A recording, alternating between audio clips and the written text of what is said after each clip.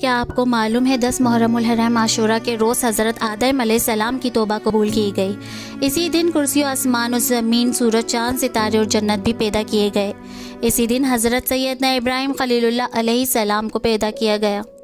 اسی دن انہیں آگ سے نجات ملی۔ اسی دن حضرت سیدنا موسیٰ کلیم اللہ علیہ السلام اور آپ کی قوم کو فرعون سے نجات ملی اور فرعون اپنی قوم سمیت غرق ہوا۔ اسی دن حضرت سیدنا عیسیٰ روح اللہ علیہ السلام پیدا کیے گئے۔